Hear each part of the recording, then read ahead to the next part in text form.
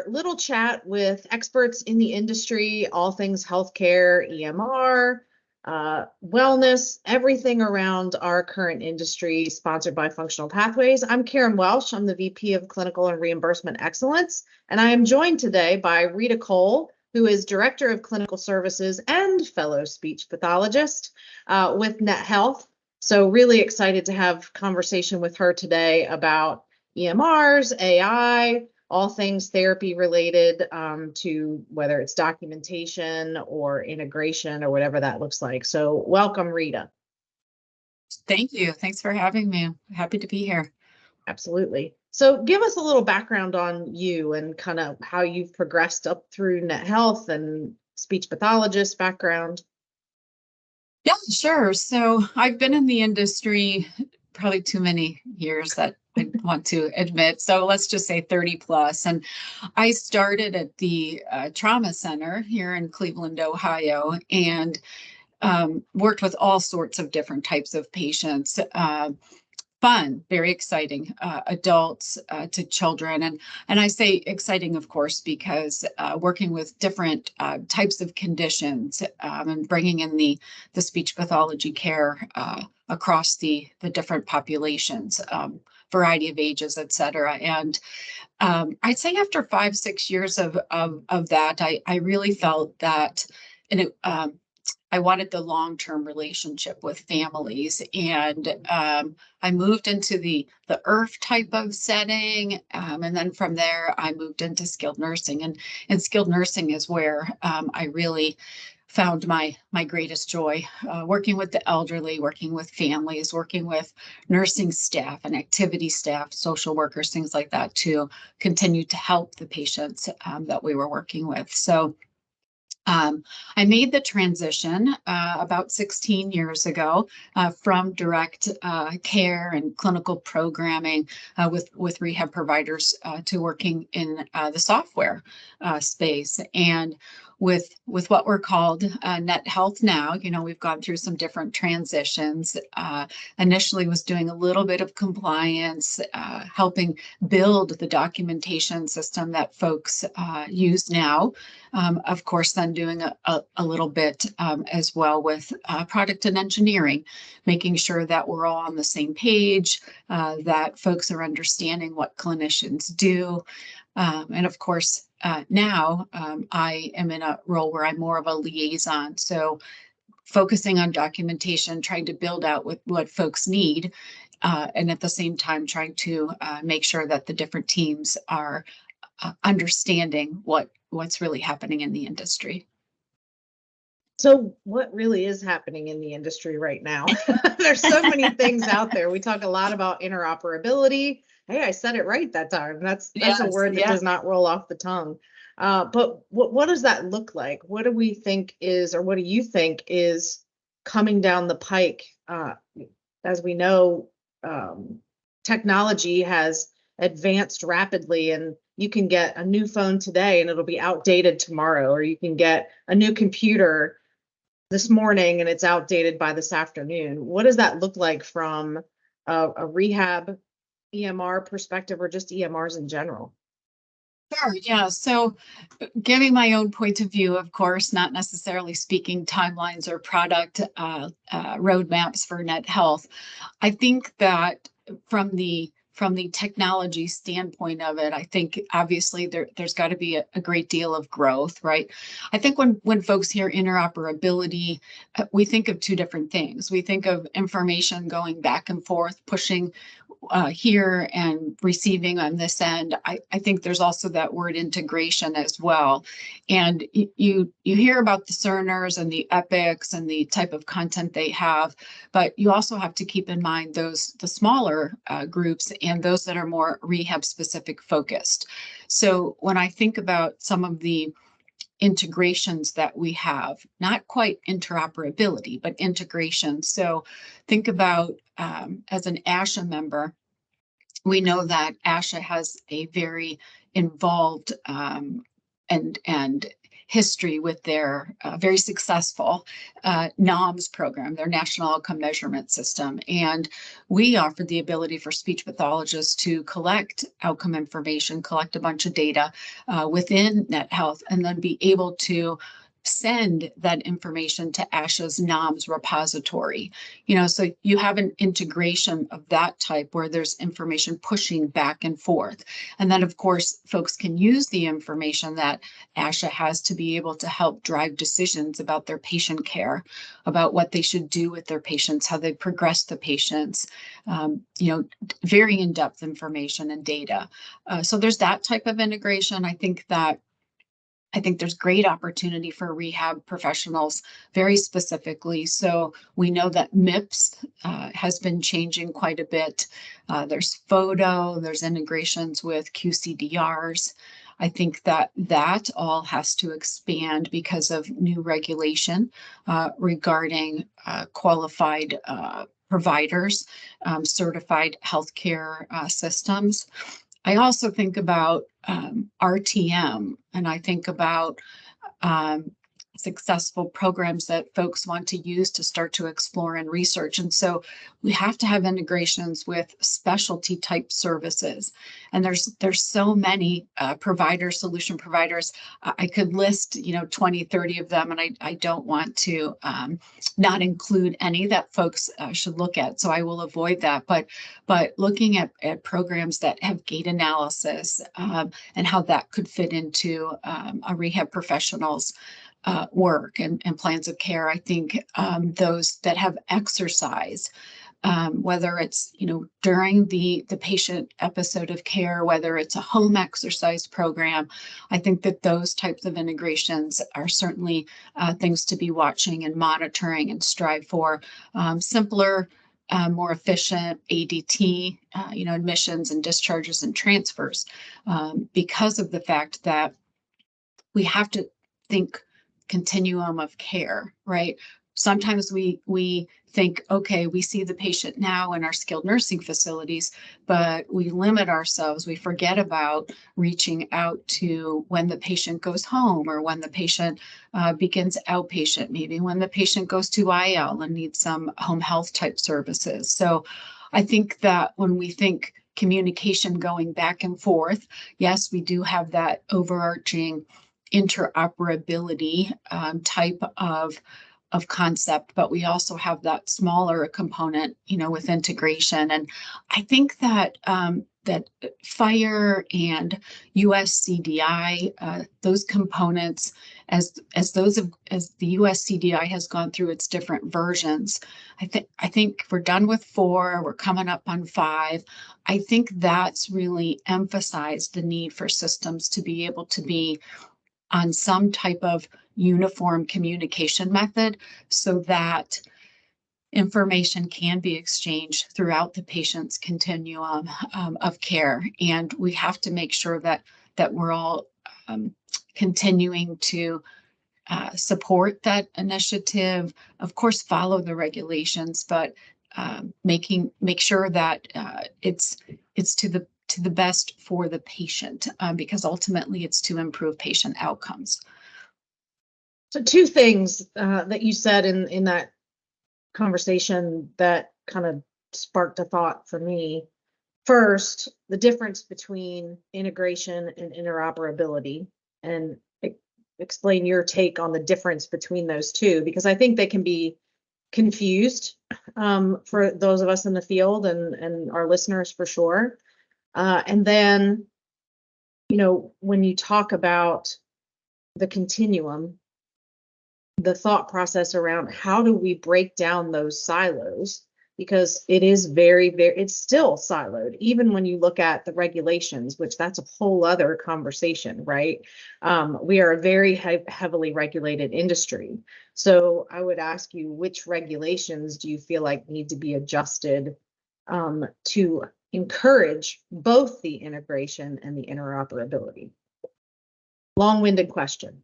Yeah, there's a lot packed into that, right? So not being the expert on the nitty-gritty details of the regulation itself, I can say that there's probably adjustments needed in all of those, right? So that the initiatives can move at a faster pace without compromising patients' protected health information. Again, expressing my own personal opinion on that, right?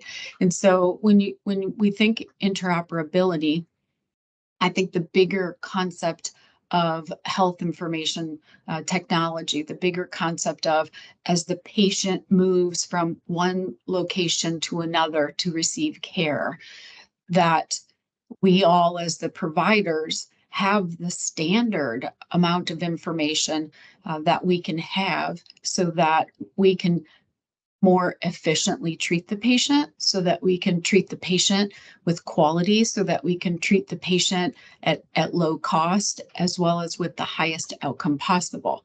And there's definitely core pieces of information that should move with the patient. There's also core pieces of information that must be updated, right, as the patient moves through the different post-acute type of environments for care. So interoperability is the overarching concept versus the exchange of data, some pushing back and forth. That's the smaller component of that, and I would refer to integration in that aspect. That makes sense. So I want to go back 30 plus years, right? We've both been in the industry about the same time, I think, based on what you said. For me, it's been 35 plus. Started out as a CNA in a nursing home, little privately owned nursing home, and never looked back. Knew it was the population I wanted to work with. So when you look at when we first started to practice, everything was on paper. There were no computers. Well, there were computers, but we certainly didn't have them. They lived in these big, huge rooms with huge, massive air conditioners and things like that. So we did everything on paper. You talked about, based on the last question, about making sure that cost is lowered using technology, using EMRs. Explain the pros and cons in your view of how we used to do it, which obviously not having that, it's still that siloed approach, right? You had to fax, you had to hand deliver, you had to do whatever. But from not only the efficiency perspective, but then the clinical perspective as well. As therapists moving from paper to now an electronic EMR, what do you see as the pros and cons of then and now? There's a loaded question too. I'm trying to load you up today, Rita. We could be here for hours on that. I think just thinking about it in that perspective, the then and the now, I think most definitely the biggest advantage has really been the impact on the patient. I think that the disadvantage to the paper side of it is it really facilitates the silos. It's the paper push, it's the fax, it's walk down the hall, get it to this person, make sure this person gets it into the medical record, and just the passing of information. Who's going to get this form signed, and how's the family going to get this one? And, did PT and OT communicate, and are the pieces of paper accurate? I think with electronic systems, and I'm thinking rehab professionals now and how we deliver care, PT, OT, and speech. I think that the biggest advantage is the ability to share the information about the patient without having to do the faxing and the phone call and the texting and the pagers and walking down the hall and going in the elevator to find this one or that one. So the information to be able to share about the patient with one another, the appropriate information, whether it's how often they're going to see the patient, whether it was, I saw the patient in the morning and someone else saw them in the afternoon. Was the patient consistent? Did we see any differences? Who collected information from the patient about what their values are or what their preferences are? Because we know that definitely impacts the care that we're going to provide and the plans of care that we set up with the patient.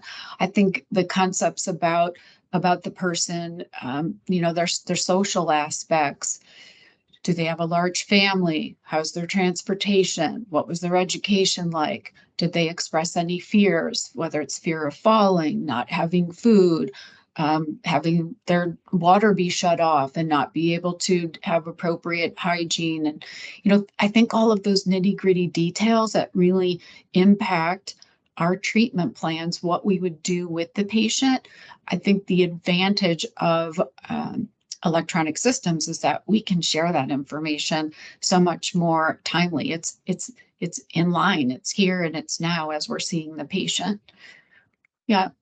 So I think that indirectly, the bigger picture is we have a much better advantage to achieve true quality of care because of the change over the years from paper to electronic systems.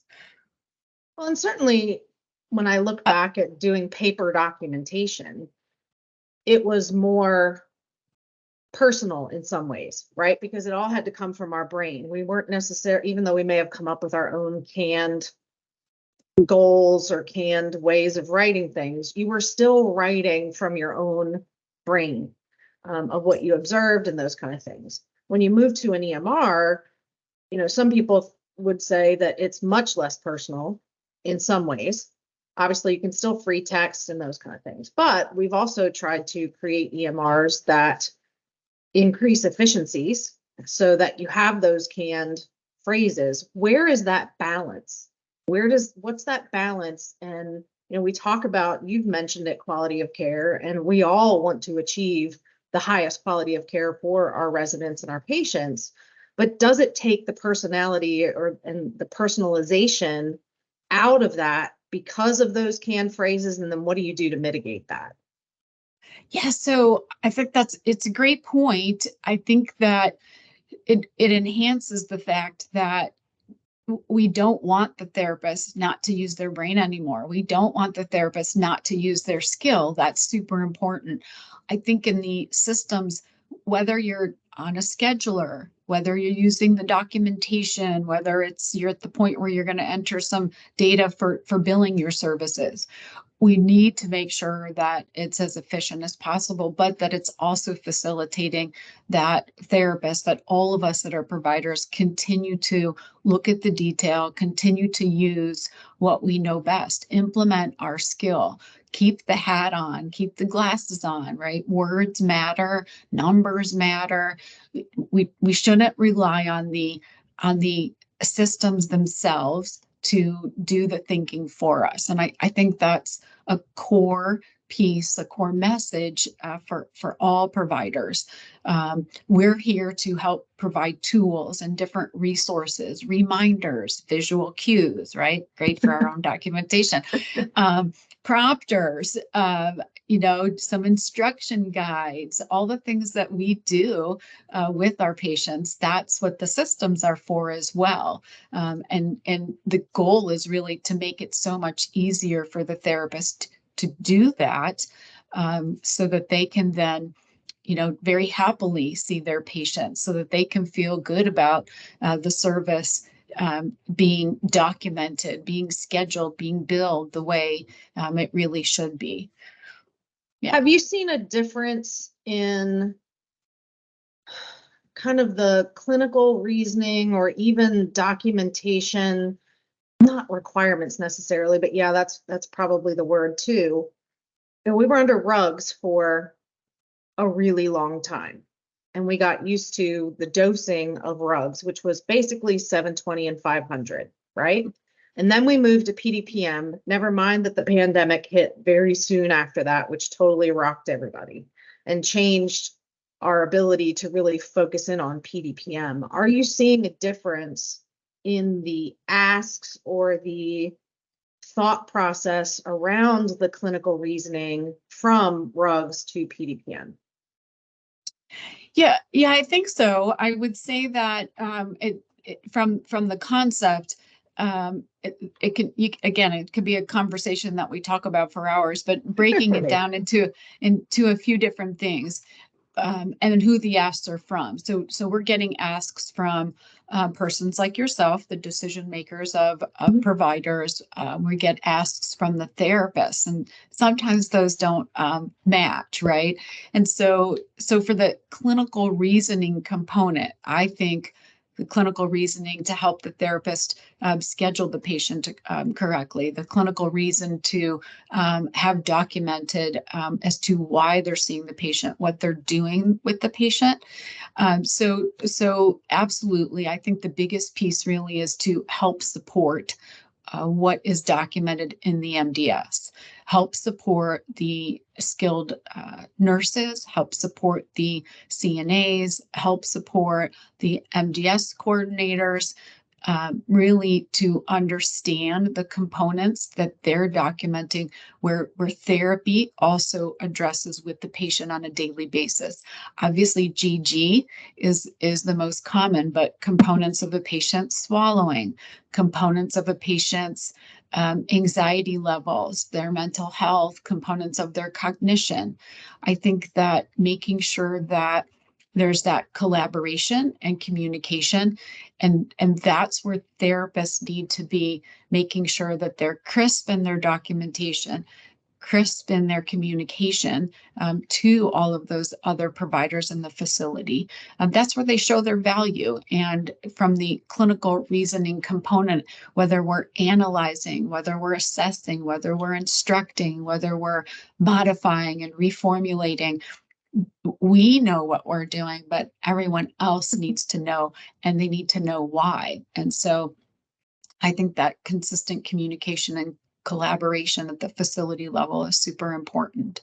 Mm-hmm. Well, especially with the growth of managed cares, managed Medicare, managed Medicare Part B, and being able to really document towards what they're looking for, which is slightly different than Medicare. We're learning and continue to learn and continue to try to have those conversations about that documentation and making sure that really reflects. And I've always said any CFY or therapist that I'm working with on documentation is, can I take that documentation and go down the hall and pick that patient out of a lineup?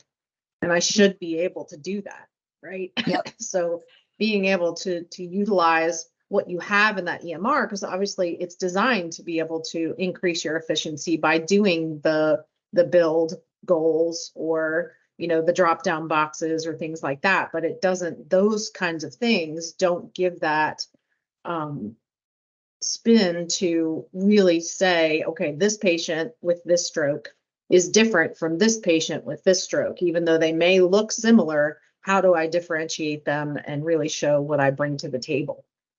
And I think that's the challenge. I think it's definitely a challenge. And you bring up a really great point about the difference in payers. We still see that trend from those managed care payers that just want to know, how far did the patient walk? Did they need a device? And can they swallow? You know, doesn't matter that they fell 5 times in that 150 feet, right? Right. It They doesn't made matter. it. They made it. Right. Exactly. And so I think that there's that consistent discrepancy, and I think therapists are doing a fabulous job at trying to not focus on the payer. I think that's obviously then too where where our electronic systems, our documentation, other vendors, solution partners play a key role there, because we want to make sure that the therapists aren't having to focus on that they can be equally efficient with making sure that their clinical rationale is documented, that however the patient gets scheduled, that it's truly supported to show the medical necessity of why 3 times, why 5 times, why just 2 times. So I think that all of that comes into play. Yeah. So where do you see the future of, I mean, you look at all the platforms. I look at my phone and I think, my gosh, I've got 35 pages of apps, and I don't necessarily know what every single one of them does to the maximum ability. And everybody's layering things on top of PCC. You know, they may have an MDS scrubber, or they may have a 5-star piece, or they may have a compliance piece, or they may have an outcomes piece, or they, whatever, all the things that are out there. There's so many things. Where do you see that going in the next 5 to 10 years to really create that interoperability? In your mind, how does that look? Yeah, so another loaded question, Karen. Thank you. I'm trying to load you up today, Rita. Yeah, I know, got it. So I think I had to break that down as well too, right? So not necessarily speaking on behalf of Net Health, thinking more broadly about what's happening in the industry. I think that we have to look at the different populations and who's aging, where are the numbers at now. Also keep in mind the payers, right? I think that where we're going is more with persons in IL, AL type of communities. I think that wellness overall is definitely something that we know is more of a push up and coming as compared to where we were 30-35 years ago, right? So I think those are key things when it comes to the actual healthcare, the delivery. I think when I think about the rehab professionals specifically, I think that we have great opportunities. And here in my role, what we've started to do this last quarter is really try to help with the documentation systems, what's available for that type of service. But I think moving forward to help facilitate that, I personally know that we should be looking at persons with mental health. I think that PT, OT, speech should be actively involved with those types of populations. And I don't mean persons with dementia. That's an obvious.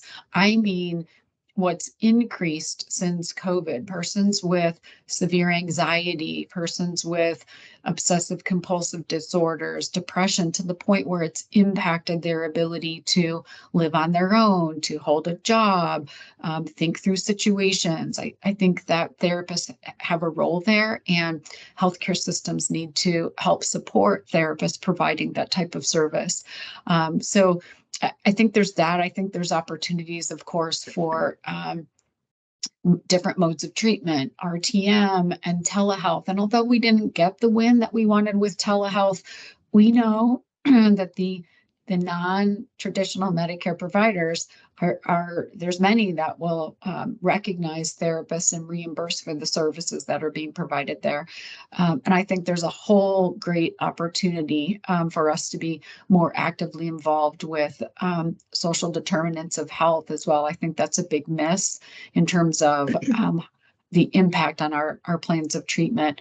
I think too that the caregiver training services, I think that that's a new opportunity. And I think that it's territory clinically that we're all kind of going, But I personally, I think about ILAL, and I think of all the type of caregiver training that's needed there very specifically. I think about some of those traditional group types of services that had been being offered that possibly could fit in with the caregiver training service opportunities. So from a rehab clinical perspective, those are the things that are top of mind. When I think technology, of course, I think that we have to continue with interoperability. We have to continue with being fully web-based. We have to continue with making sure that providers are able to use the systems, no matter where they are, right?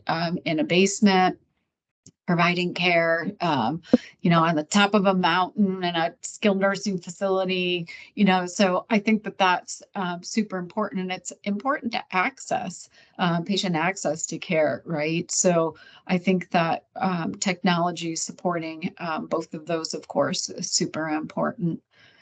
Yeah, I think when I envision it, Karen, I would in say my head Independence Day, where there's that mothership that floats over the planet, that all of the little ships that are sent down to deal with what needs to be dealt with on the planet are coming directly from the mothership. And that's kind of how I have envisioned that maybe it should go, but maybe not. Maybe it needs to be, that's definitely not siloed necessarily because everything's coming back to one point. Yeah. And right now, one point isn't necessarily the patient. So how does, I can't wrap my brain around all the time how that needs to look. Again, because there's so many platforms out there. Yeah, absolutely.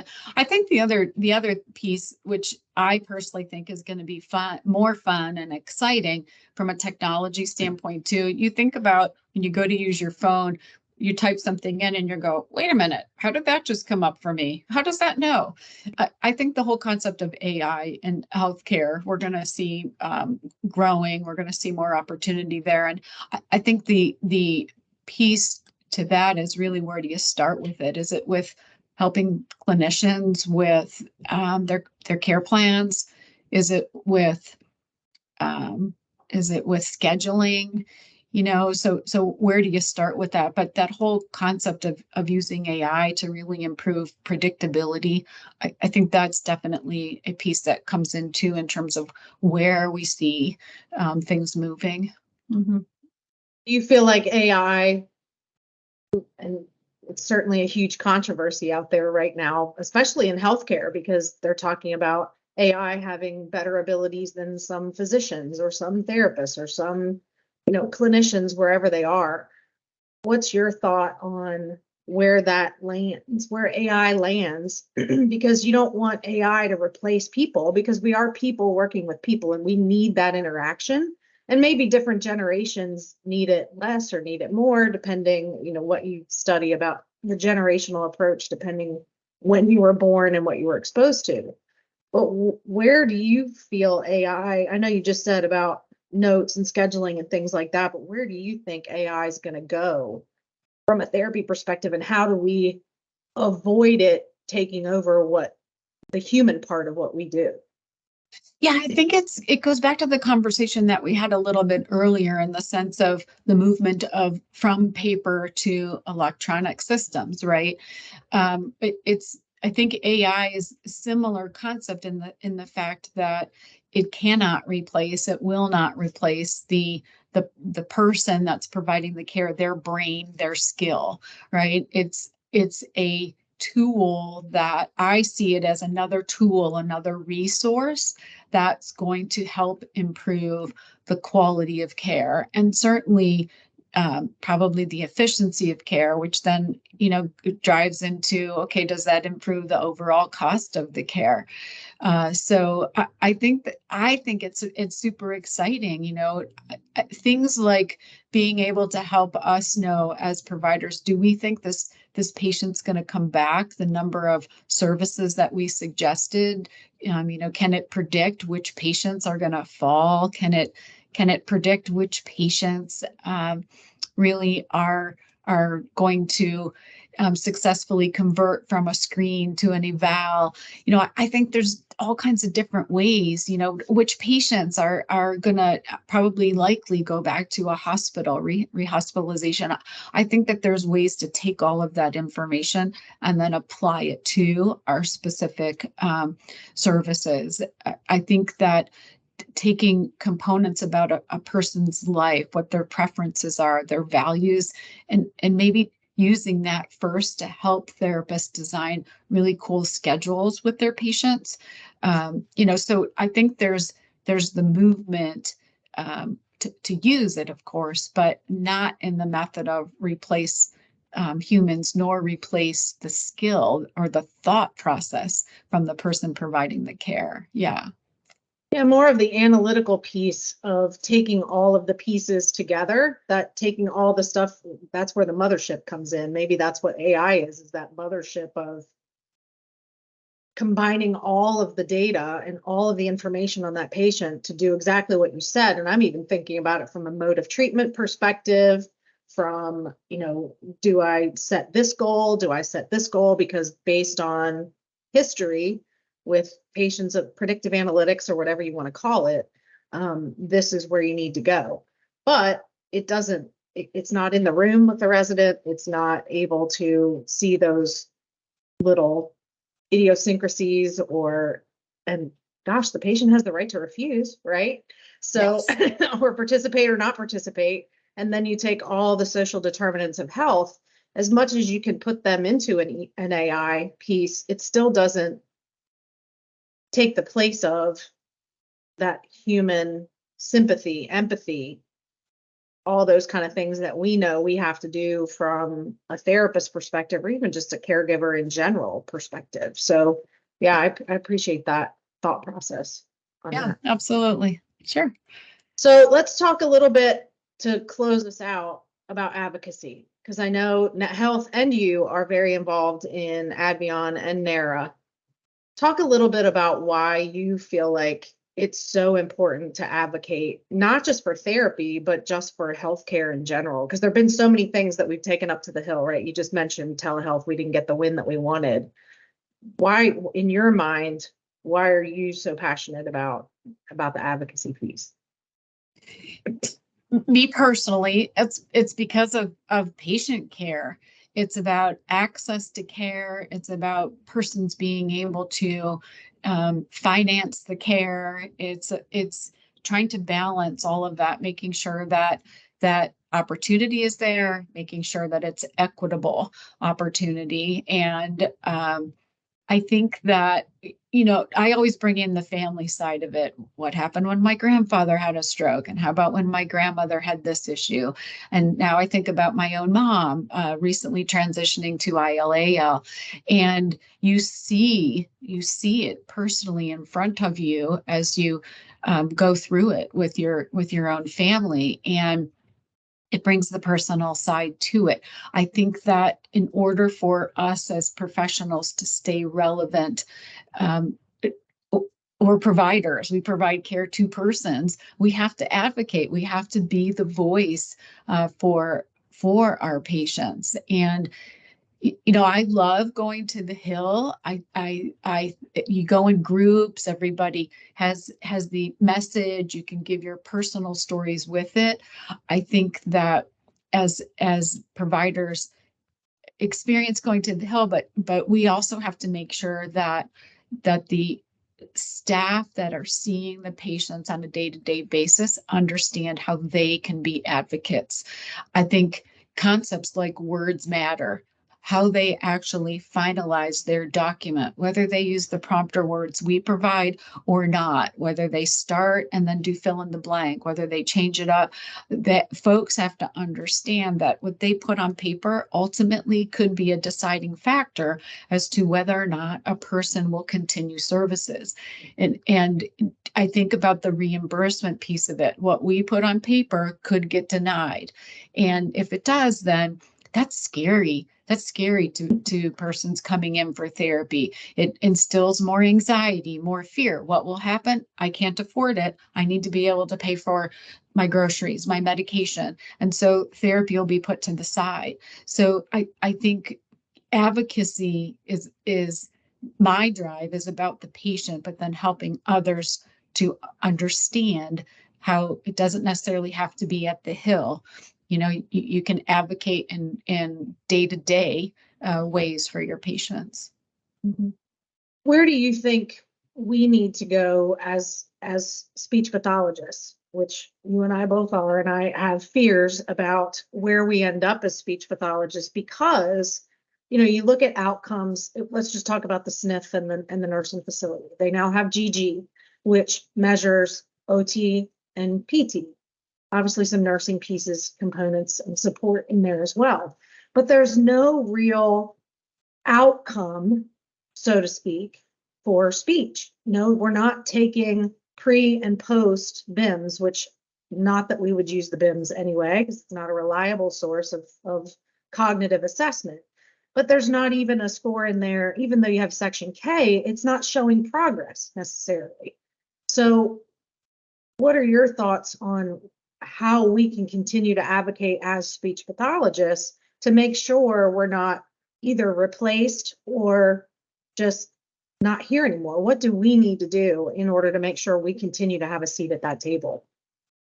Yeah, I think that there's so many different things, right? We have to make sure that we stay connected and not necessarily with ASHA. Our professional organization is super important, but with folks like AbbVie and NARA, American Healthcare Association.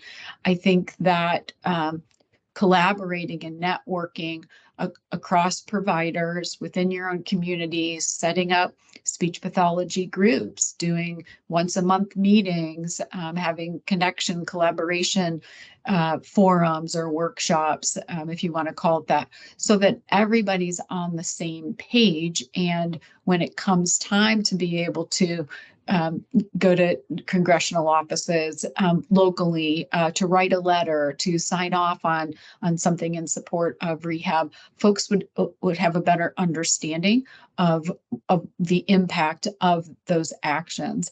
I think in terms of specifically, and that's really in general for all providers and PTOT and speech. Specifically for speech, though, I think that we have to send the message louder, prouder, more clear in terms of what we do for cognitive rehab specifically, and as well as for swallowing. I think that there's still that old myth of we help people talk. And while we do help with communication and connection, we do so much more. And with the wave of movement of services, IL, AL, of wellness, of even some home health, I think that's a perfect fit there.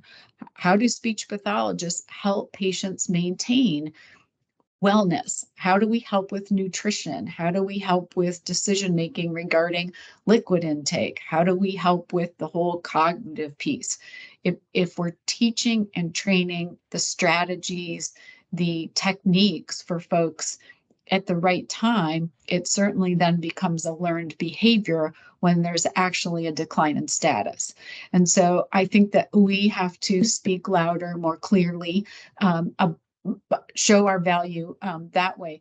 When we talk about show value, though, it goes back to what data do we use? What do we look at? And I think that diet levels, starting point, end point, certainly come into play, but trying to come up with a tool that works for each provider, because you mentioned it earlier, one provider may be more focused on patients with stroke. Others could be, progressive neurological disease, could be dementia, could be Parkinson's, MS, things like that. And so I think that picking tools that fit the populations and measure the starting point, the end point, and knowing what was delivered in between, as well as knowing some of the differences.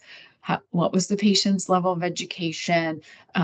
What are some of their values and preferences? All of that comes into play in terms of other complexities that would have impacted the plan of treatment. And when it comes to data analysis like that, we have to start small. And I spoke about NOMS earlier with ASHA. I'm not here to sell it. They have so many details, but sometimes for a provider, it's too much. And so we have to be realistic. We have to find a starting point and make it work, make it fit, be flexible with it, and then grow from there.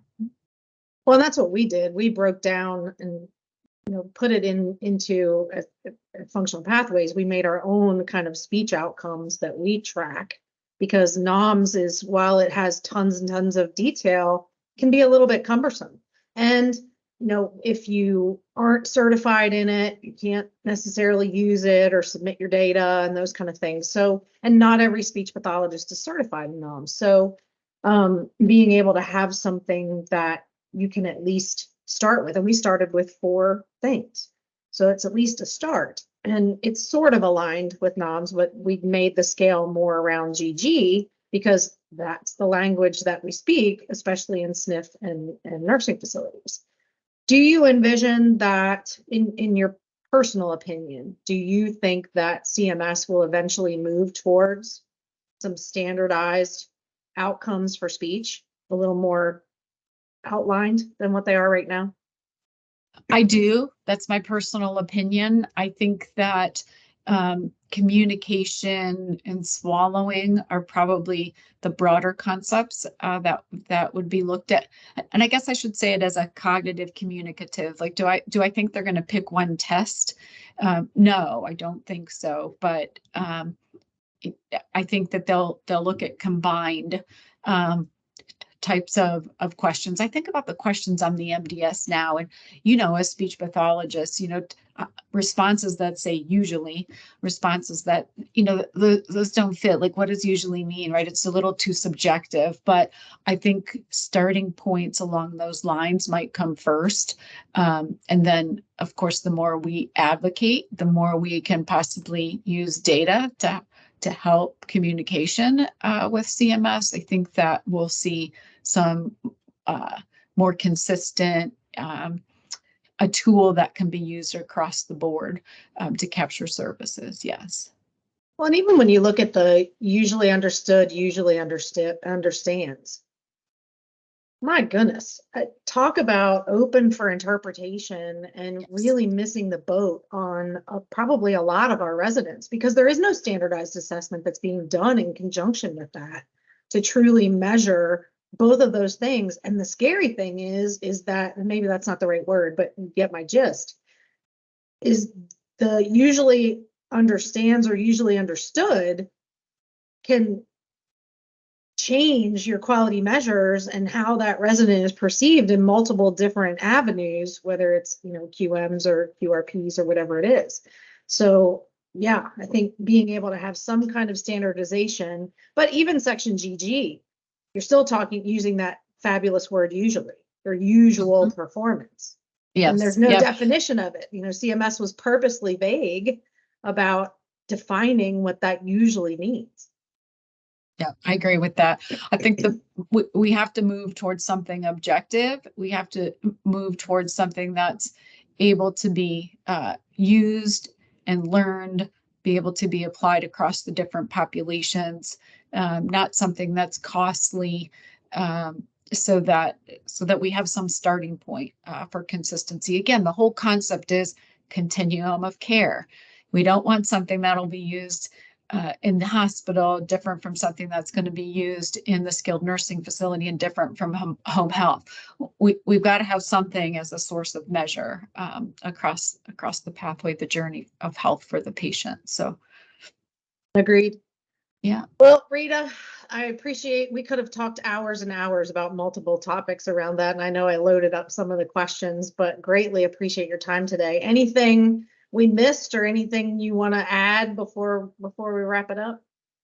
No, I don't think so. It's been fun. So thank you. I think we've got some ideas of some additional podcasts to follow too. So maybe some broader initiatives as speech pathologists. So agreed. Great Maybe I can with get you to Thank come back on a panel of speech pathologists, and we'll talk about all the ins and outs of what we think should be measured and managed. So yeah. All right. Great. Well, I appreciate you, Sounds Rita. fun. Really appreciate your time today and all your knowledge and insight.